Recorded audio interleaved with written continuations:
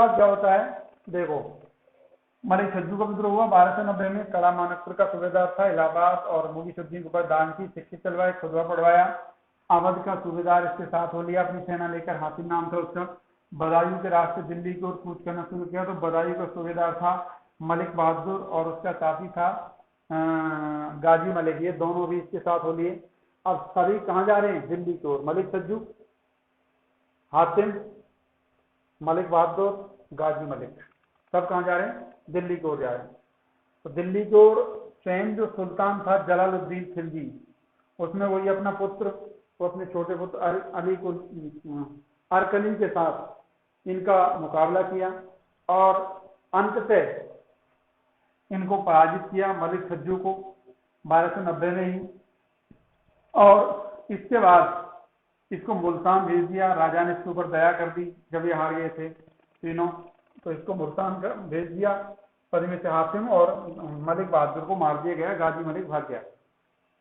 मलिक छज्जू कहाँ भेज दिया, मुल्तान भेज दिया। और मलिक छज्जू के स्थान पर कड़ा मानिकपुर का जो सूबेदार था, कड़ा मानिकपुर का सूबेदार, कड़ा मानिकपुर का सूबेदार किसे नियुक्त किया गया, अलाउद्दीन को, अलाउद्दीन खिलजी को। कड़ा मानिकपुर का सूबेदार किसे नियुक्त किया गया, अलाउद्दीन खिलजी को नियुक्त किया गया। ये थी, और ये तो इसके थे स्थितियां। मलिक छज्जू का विद्रोह याद रखेंगे। और मुगीसुद्दीन के ऊपर धारण की, खुतबा पढ़वाया, सिक्के चलवाए। सूबेदार, अवध का सूबेदार कौन था, मलिक हातिम। और बदायूं का सूबेदार, बदायूं कहाँ है, उत्तर प्रदेश में है, उत्तर प्रदेश का जिला है बदायूं। बदायूं का सूबेदार कौन था, मलिक बहादुर और गाजी मलिक। इन सभी को क्या किया था, जलालुद्दीन फिरोज खिलजी ने हरा दिया था, अरकुली के साथ मिलकर, अपने पुत्र के साथ मिलकर। और मलिक छज्जू था, उसको मुल्तान भेज दिया। और कड़ा मानिकपुर का सूबेदार कैसे बना दिया गया, अलाउद्दीन खिलजी को बना दिया गया। इस प्रकार ये स्थितियां अब तक घटी। अब जो बताया था मैंने, देवगिरी में इसने अलाउद्दीन खिलजी ने देवगिरी को जीत लिया था, रामचंद्र वहां से भाग गया था। तो अब क्या होता है, उसके बाद क्या हुआ, इसके बाद स्थितियां ये रही कि 20 जुलाई 1296 ईस्वी को जलालुद्दीन फिरोज खिलजी की हत्या मोहम्मद सलीम और इख्तियारुद्दीन हुद की सहायता से अलाउद्दीन खिलजी ने कर दी। और 22 अक्टूबर 1296 ईस्वी में दिल्ली सल्तनत का शासक कौन बना, दिल्ली सल्तनत का शासक बना अलाउद्दीन खिलजी। 22 अक्टूबर 1296 ईस्वी को, ये डेट याद रखेंगे, 22 अक्टूबर 1296 ईस्वी को। तो अब हम क्या पढ़ेंगे, सबसे पहले अलाउद्दीन फिरोज खिलजी। क्या पढ़ेंगे, अलाउद्दीन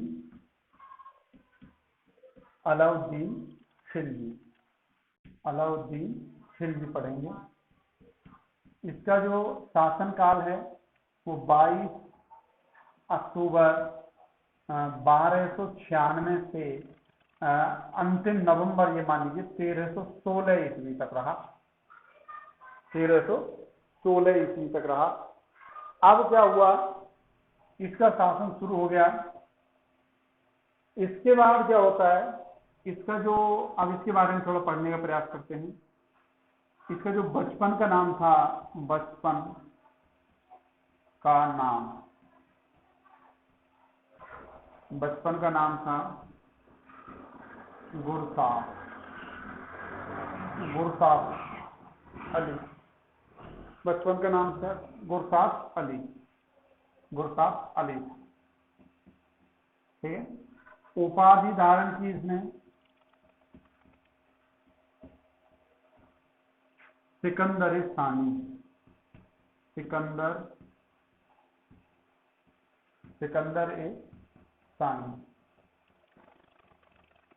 कौन सी उपाधि धारण की? सिकंदर सानी। इसका अंग्रेज क्या होता है सिकंदर सानी का? द्वितीय सिकंदर, द्वितीय सिकंदर।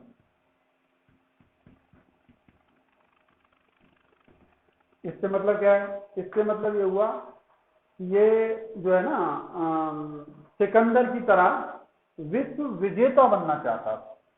क्या बनना चाहता था? विश्व विजेता।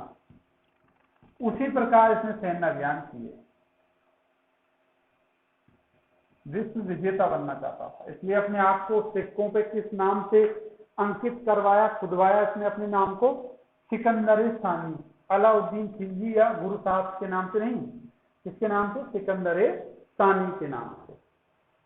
ये बात आपकी समझ में आ गई होगी। इसके बाद क्या हुआ? इसके समय सबसे ज्यादा स्थितियां खराब रही कि इसने 3 जगह आक्रमण किए। पहला दक्षिण भारत में नीचे की ओर, और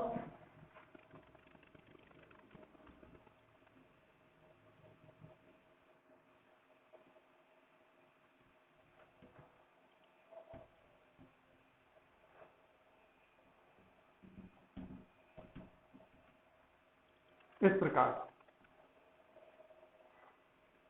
तो दक्षिण भारत में सबसे पहले जो आक्रमण हुए, उसके बाद आक्रमण हुए उत्तर भारत में ऊपर की ओर, और मध्य भारत में भी कुछ आक्रमण किए। यानी कि इसके जो आक्रमण है इनको 3 भागों में अपन पढ़ेंगे।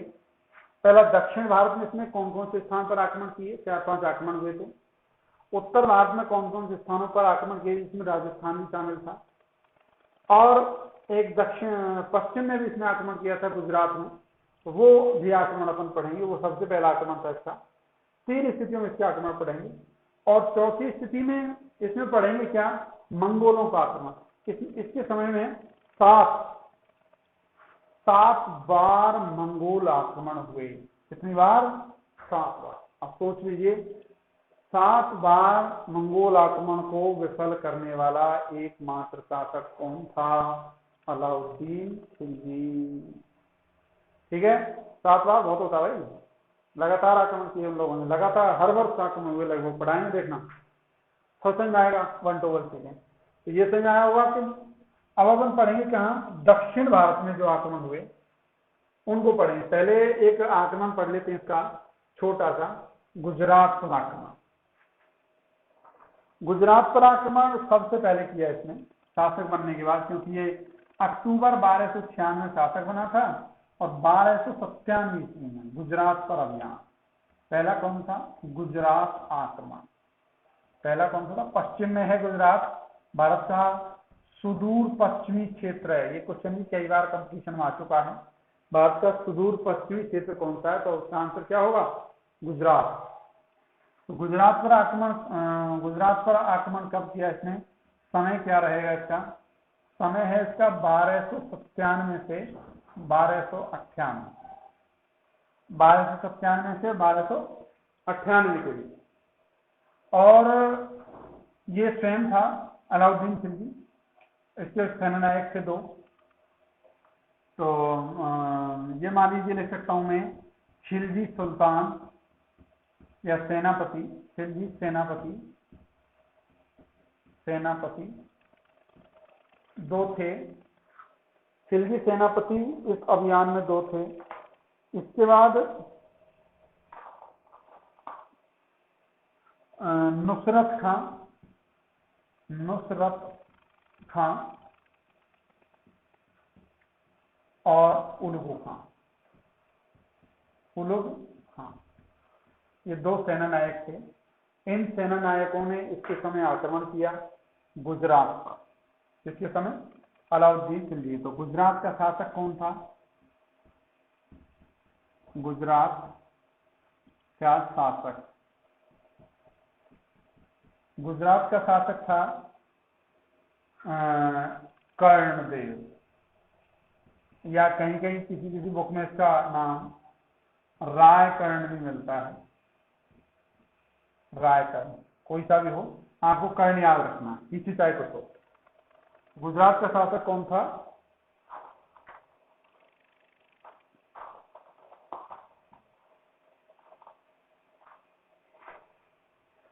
ये था। अब क्या होता है, इन दोनों में, इन तीनों में भयंकर युद्ध होता है। इस युद्ध के बाद जो राय कर्ण था, कर्णदेव था, इसकी पुत्री थी देवल देवी, देवल देवी, और इसकी पत्नी का नाम था कमला देवी। पत्नी का क्या नाम था? कमला देवी। देवल देवी और कमला देवी। जब ये युद्ध को हार जाता है तो इस देवल देवी को लेकर कहां चला जाता है? देवगिरी चला जाता है। कहां चला जाता है? देवगिरी। ठीक है, देवगिरी चला जाता है। और कमला देवी को ये लोग बंदी बना लेते हैं, नुसरत खां और उल्लू खां। और इस कमला देवी को कहां भेज दिया जाता है? दिल्ली। और दिल्ली में अलाउद्दीन खिलजी कमला देवी से क्या कर लेता है? विवाह कर लेता है। जब कमला देवी से विवाह कर लेता है तो इसको अपनी प्रिय रानी बना लेता है। ठीक है, ये बात आपको सुनना होगी। राय का अनुसार इसकी पुत्री देवल देवी थी, और देवल देवी जो है इसको लेकर ये कहां चला जाता है? देवगिरी। राजा राम, ये जो रामचंद्र था, इसकी पुत्री देवल देवी नहीं थी, ना कमला देवी पत्नी थी। सिर्फ जो कर्ण देव था, यानी कि कर्ण, राय कर्ण था, उसकी पुत्री का नाम देवल देवी था। और यही लोग, यानी कि कर्ण और देवल देवी दोनों देवगिरी पहुंचे थे, जो वहां का राजा था रामचंद्र देव के पास, जाके छुप गए थे। लेकिन कमला देवी को इन लोगों ने पकड़ लिया। नुसरत खान, उल्लू खान ने कमला देवी को पकड़कर अलाउद्दीन के पास दिल्ली भेज दिया, और अलाउद्दीन ने इसमें अपनी प्रिय रानी बना लिया, उससे शादी कर ली। ये बात आपकी समझ में आ रही होगी। अब क्या होता है, इसी आक्रमण के दौरान एक बहुत अच्छा सेना नायक इन दोनों के हाथ पड़ता है। इन दोनों के, नुसरत खां और उलुग खां, इन दोनों को बहुत अच्छा सेनानायक एक हाथ पड़ता है। उसका नाम था मलिक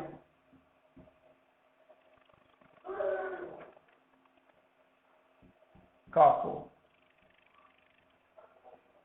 यह हिंदू था, लेकिन इसने दबाव में इस्लाम धर्म स्वीकार कर लिया था, और नुसरत खां ने मलिक काफूर को 1000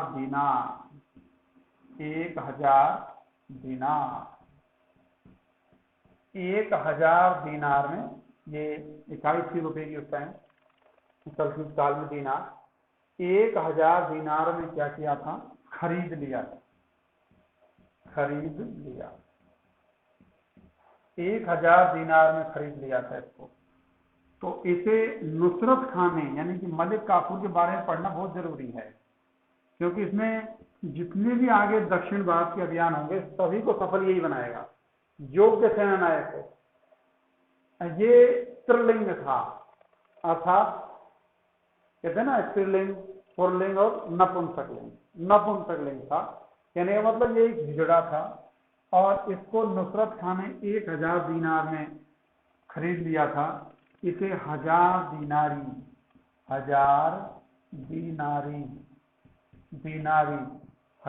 दिनारी की उपाधि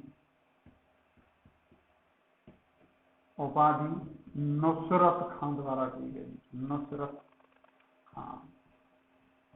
नुसरत खां द्वारा दी गई। आप इसका स्क्रीनशॉट ले लीजिए, ये एक अच्छी बात है। अब क्या होता है, इसके बाद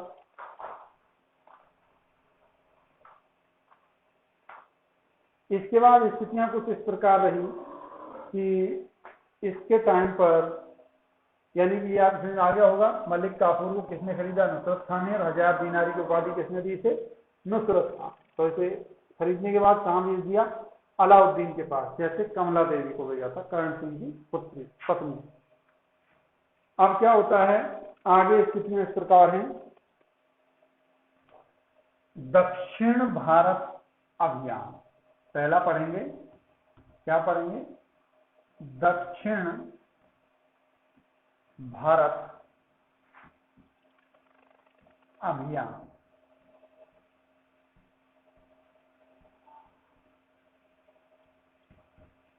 दक्षिण भारत अभियान। नंबर 1 बात, उद्देश्य क्या था इसका, क्यों किया ये? मैंने इससे पहले भी आपको बताया कि इसका महत्वपूर्ण उद्देश्य ये था कि इसका महत्वपूर्ण उद्देश्य दक्षिण भारत अभियान करने का महत्वपूर्ण उद्देश्य था वहां स्थित धन दौलत और सोने को दिल्ली तक पहुंचाना और सेना का व्यय वहन करना। यानी कि जो राज्य थे, राज्यों को ऐसे कह सकते हो, राज्यों को कर के लिए मनाना व धन लूटना था। ये याद रखेंगे, मोस्ट लाइन है, अच्छी लाइन है। दक्षिण भारत अभियान करने का अलाउद्दीन खिलजी का एकमात्र उद्देश्य था राज्यों को कर के लिए मनाना, मतलब अपनी आधीनता स्वीकार करवाना, और उनसे क्या करना है, धन को लूटना। ये इसका महत्वपूर्ण उद्देश्य था। अब ये जो आक्रमण हुए दक्षिण भारत में, उत्तर भारत में ऐसा नहीं था। उत्तर भारत में स्थितियां इस प्रकार थी कि उत्तर भारत में अभियानों का मुख्य उद्देश्य धन प्राप्त करना नहीं था, बल्कि अपने आधिपत्य स्थापित करना था, यानी अपने अधीन लाना था। दक्षिण भारत के अभियानों में इस प्रकार का इसका कोई उद्देश्य नहीं था कि वहां के जो राजा थे, जो सैनिक वर्ग था, राजा जो थे, वो सब इसके अधीन हो जाएं और कर देने के लिए राजी हो जाएं, और वहां से युद्ध के दौरान जो चीज लूटी जाए उसे अपने खजाने में रख लो और अपना धन को ऐसे ही बढ़ाते रहो अपने खजाने को। तो ये इसका उद्देश्य था। ठीक है, तो अब इसके बाद सभी को इसने ऐसे ही किया।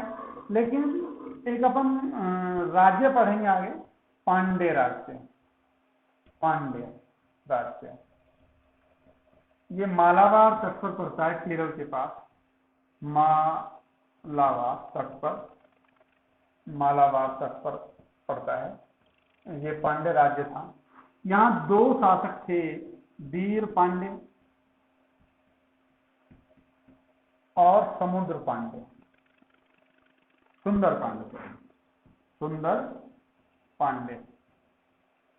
वीर पांड्य और सुंदर पांड्य शासक ये था, और ये छोटा भाई था। इसको सुन लीजिए जरा। अब ये जो था वीर पांड्य बहुत ही योग्य व्यक्ति था, बहुत अच्छा सेना नायक भी था। तो सुंदर पांड्य अब इस राज्य को, इनके पांड्य जो राज्य थे उसको प्राप्त करना चाहता था। मलिक काफूर सुल्तान की ओर से इसमें गया था, आगे इसको विस्तार से बताऊंगा। मलिक काफूर इस राज्य पर आक्रमण करने के लिए गया था, पांड्य राज्य पर। तो इसके मलिक काफूर के साथ सुंदर पांड्य मिल गया था, और सुंदर पांड्य और मलिक काफूर ने दोनों ने मिलकर वीर पांड्य पर आक्रमण किया। वीर पांड्य ने बड़ी बहादुरी से इनका सामना किया, और अंततः वह पहाड़ियों की ओर चला गया। पहाड़ियों की ओर चले जाने के बाद उसने छापामार युद्ध जैसे शिवाजी युद्ध करता था ना, ऐसे छापामार युद्ध शैली इसने अपनाई। साल के अंत तक, अंतिम आक्रमण तक, जब तक अलाउद्दीन का शासन रहा, तब तक जो पांड्य राज्य है उसको अधीन नहीं कर पाया और ना उससे कर ले पाया। ठीक है, क्योंकि वीर पांड्य उनके कभी अंत तक हाथ नहीं आया।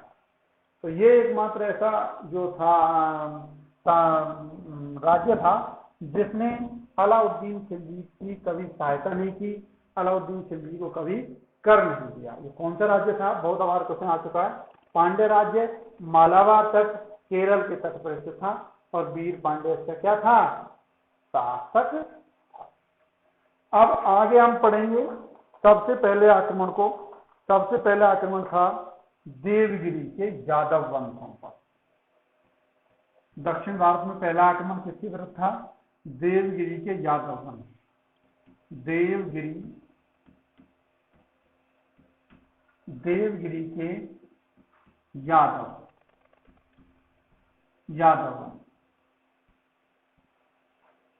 देवगिरी के यादव वंश पर आक्रमण हुआ। समय क्या है इसका साहब? समय अवधि है इसकी 1307 से 1308 के बीच।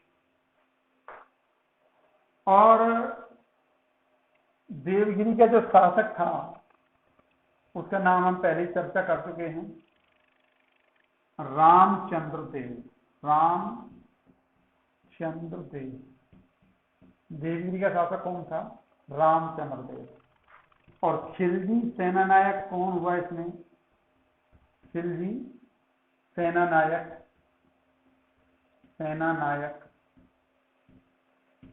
जुल्फ खां और मलिक काफूर। क्या नाम थे?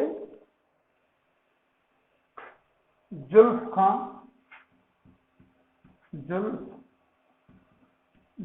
खां प्लस मलिक काफूर।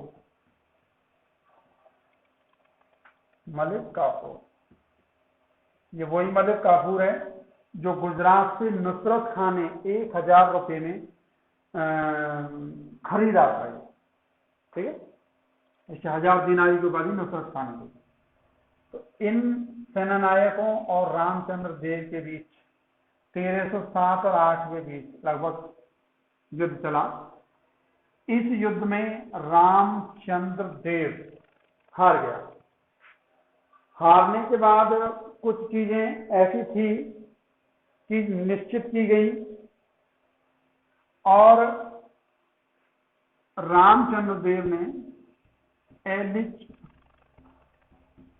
एलिचपुर की जो राजस्व व्यवस्था थी, जो राजस्व चीजें थी जो प्राप्त होती थी, एलिचपुर से जितना भी कर प्राप्त होता था, एलिचपुर एक स्थान का नाम है, एलिचपुर से जितना भी कर प्राप्त होता था उसको पूरे राजस्व के साथ अलाउद्दीन खिलजी को देने के लिए राजी हो गया। ठीक, राजी हो गया। अब राजी हो गया तो स्थितियां ये रही कि इसका एक पुत्र था शंकरदेव। क्या नाम था उसका? शंकरदेव। इस पुत्र ने कर देने से मना कर दिया। कर देने से क्या कर दिया? कर देने से क्या कर दिया था? मना कर दिया। ठीक, इसके बाद आक्रमण इस पर भी हुआ और ये जो था युद्ध में मारा गया था शंकरदेव। पिता की मृत्यु के बाद ये सारी चीजें हुई थी, ये हमारे काम की चीजें नहीं है। अब क्या होता है कि जब रामचंद्र देव पर जुल्फ खां और मलिक काफूर ने आक्रमण किया तो रामचंद्र देव के पास ही राय कर्ण और उसकी पुत्री देवल देवी थी, क्योंकि वो देवगिरी भाग गए थे गुजरात में जो आक्रमण हुआ था उसके तहत। तो देवल देवी और राय कर्ण दोनों कहां थे? देवगिरी में थे। आक्रमण हुआ। इस आक्रमण में कर्ण की पुत्री देवल देवी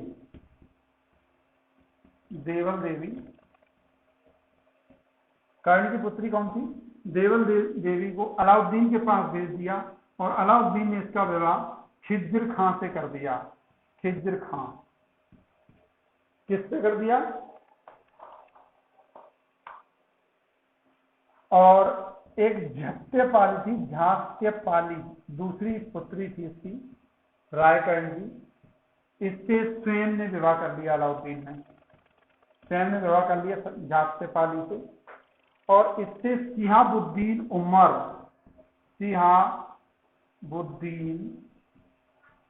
उमर पैदा हुआ, जो अलाउद्दीन के बाद अगला शासक। ये बात समझ आई? कहने का मतलब ये है कि 1307-8 में जुल्फ खां और मलिक काफूर ने देवगिरी के शासक रामचंद्र देव पर आक्रमण किया। इस आक्रमण किया तो इसी आक्रमण के दौरान यहीं स्थित थे पहले कौन, गुजरात के शासक रायकर्ण और उसकी पुत्री देवल देवी। तो देवल देवी रायकर्ण जो कर्ण सिंह था उसको मार दिया गया, और उसकी पुत्री थी देवल देवी, उसको कहाँ भेज दिया, दिल्ली भेज दिया। और दिल्ली में अलाउद्दीन खिलजी ने अपने पुत्र खिज्र खां से इसकी शादी कर दी, और इसकी दूसरी पुत्री थी रायकर्ण की, झात्य पाली। इससे अलाउद्दीन ने स्वयं विवाह कर लिया, और झात्य पाली से शिहाबुद्दीन उमर की क्या हुई, उत्पत्ति हुई, जो अलाउद्दीन खिलजी के बाद अगला शासक बनेगा। ये समझ में आ रही है आपको बातें? ये स्थितियां इसमें यहां तक हुई हैं। आगे देखिए क्या है, आगे स्थितियां इस प्रकार रही कि अगला जो आक्रमण है वो तेलंगाना पर आक्रमण हुआ। किस पर हुआ? तेलंगाना पर आक्रमण हुआ। और एक चीज और देख लीजिए, रामचंद्र देव जो था इसे युद्ध के बाद पकड़ के अलाउद्दीन खिलजी के पास दिल्ली ले जाया गया। सबने ये सोचा था कि अलाउद्दीन खिलजी बहुत ही क्रूर शासक है, इसे गारंटी से मार देगा, तो इसने ऐसा नहीं किया। ये दोनों रामचंद्र देव और अलाउद्दीन दोनों घनिष्ठ मित्र हो गए। और मित्र के बाद गुजरात के बाद नवसारी की जागीर, गुजरात के पास नवसारी है, हाल फिलहाल में जिला है गुजरात का, नवसारी की जागीर दी और 1 लाख दीनार स्वर्ण मुद्राएं दी इसको। किसको? रामचंद्र देव को। यानी कि रामचंद्र देव को दिल्ली ले जाया गया, और दिल्ली ले जाने के बाद अलाउद्दीन खिलजी ने इससे मित्रता कर ली। मित्रता के बाद नवसारी की जागीर इसको प्रदान की, गुजरात में है ये, और 1 लाख जो स्वर्ण मुद्राएं हैं, 1 लाख स्वर्ण दीनार इसको दिया इसने। ये स्थितियां इसमें रही। इसके बाद क्या होता है, इसके बाद इसका एक पुत्र था रामचंद्र देव का। कौन? इसकी मृत्यु हो जाती है रामचंद्र देव की, और रामचंद्र देव का पुत्र था शंकर देव। क्या नाम था इसका? शंकर देव। इसकी मृत्यु के बाद शंकर देव शासक बनता है, रामचंद्र देव के बाद शासक बना। तो रामचंद्र देव ने कर देने से मना कर दिया, यानी कि एलिसपुर की जो राजस्व वसूली थी उसको पूरा दिल्ली सल्तनत के पास में पहुंची थी, तो उसको देने से मना कर दिया। तो उसके बाद पुनः मलिक काफूर ने 1312 और 13 में इस पर यानी कि देवगिरी पर पुनः आक्रमण किया, और शंकर देव को अंततः क्या किया? पराजित कर दिया, और इसको दिल्ली सल्तनत में मिला लिया गया। यानी दक्षिण भारत का एकमात्र राज्य जो दिल्ली सल्तनत में मिला वो कौन सा था? देवगिरी था। कौन सा था? देवगिरी था। अगला हम आक्रमण पढ़ेंगे तेलंगाना का आक्रमण। किसका पढ़ेंगे? तेलंगाना। तेलंगाना का आक्रमण पढ़ेंगे अपन कल, विस्तार से पढ़ेंगे। स्थितियां इस प्रकार रही कि हम अलाउद्दीन खिलजी पढ़ रहे थे, अलाउद्दीन खिलजी के बारे में सारी चीजें जो थी वो पढ़ ली हैं। शाइस्ता खां की उपाधि उसके द्वारा जलालुद्दीन खिलजी द्वारा इसको दी गई, और ये एक महान सेना नायक भी था अलाउद्दीन खिलजी, और गुरु साहब उसके बचपन का नाम था। और इसमें 3 स्थान, अपने जो राज्य था उसको 3 चीजों में, 3 आक्रमणों जोड़ा। यानी कि पहला आक्रमण इसने उत्तर भारत में किए, दूसरे आक्रमण दक्षिण भारत में किए, कुछ पश्चिम में, कुछ मध्य में किए।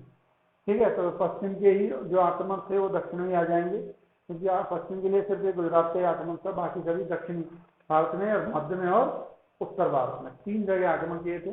तो हम हाल फिलहाल में दक्षिण जो भारत है उसको पढ़ने का प्रयास कर रहे हैं। दक्षिण भारत में हमने कुछ चीजें ऐसी थी जो नॉर्मली आपको बताई, जैसे पांड्य राज्य था, उसने कभी दिल्ली सल्तनत की अधीनता स्वीकार नहीं की, जो मालाबार तक केरल पर स्थित था। वहां वीर पांडे और सुंदर पांडे 2 क्या थे? सेना नायक थे, यानी कि 2 शासक थे, दोनों में झगड़ा चल रहा था। वो सारी चीजें आप विस्तार से पढ़ेंगे आगे। अब हमने जो देवगिरी का शासक था रामचंद्र देव, उसको पढ़ चुके हैं। रामचंद्र देव का पुत्र था कर्ण शंकर देव। उस पर 1213 ईस्वी पुनः आक्रमण किया, जब उसने एलिसपुर का जो कर व्यवस्था थी, राजस्व वसूली थी, वो दिल्ली नहीं पहुंचाई। तो पुनः आक्रमण इसके ऊपर हुआ। एकमात्र राज्य इसके ऊपर 2 बार आक्रमण हुआ, वो कौन सा था? देवगिरी था। देवगिरी में ही जब गुजरात में आक्रमण हुआ, बघेल वंशीय शासक रायकर्ण कहाँ गया था? रायकर्ण कहाँ गया था? देवगिरी चला गया था अपनी पुत्री देवल देवी को लेकर। जब ये देवगिरी आ गया तो रामचंद्र देव ने इसको शरण दी थी। रामचंद्र देव पर आक्रमण 1307 व 8 में किया था, और इसमें जो पुत्री थी इसकी रायकर्ण को मार दिया गया। पुत्री और रामचंद्र देव को कहाँ पहुंचा दिया? अलाउद्दीन खिलजी के पास। अलाउद्दीन खिलजी ने रामचंद्र देव के साथ मित्रता कर ली और उसे नवसारी गुजरात की जागीर प्रदान की और 1 लाख स्वर्ण मुद्राएं प्रदान की थी इसको। और जो देवल देवी थी उसका जो विवाह था अपने पुत्र खिज्र खां से कर दिया अलाउद्दीन खिलजी ने। और झात्य पाली एक दूसरी बहन थी, उससे विवाह स्वयं ने कर लिया, जिससे कालांतर में शिहाबुद्दीन उमर नामक एक लड़का पैदा हुआ, और यह आने वाले समय में अलाउद्दीन खिलजी के बाद शासक बना। तो ये सारी चीजें हम पढ़ चुके हैं। अब कल हम पढ़ेंगे कौन सा आक्रमण? देवगिरी आक्रमण हमने पढ़ लिया है। देवगिरी पर 2 बार आक्रमण हुए, 1307-8 1312-13 के मध्य में। ये आप ध्यान रखना, 1307-8 और 1312-13 के मध्य में। पहला आक्रमण रामचंद्र देव पर हुआ, दूसरा जो 1213 में आक्रमण शंकर देव पर हुआ, ये ध्यान रखना। अब हम दूसरा पढ़ेंगे कल कौन सा? तेलंगाना पर आक्रमण। तेलंगाना पर आक्रमण पढ़ेंगे, ठीक है। Thank you friends. आप वीडियो को किस प्रकार से टैकल कर रहे हैं वो तो आपके ऊपर है, लेकिन ये है कि आपकी समझ जो चीजें नहीं आ रही हैं तो कुछ कमेंट करके हमें बता सकते हैं। Thank you.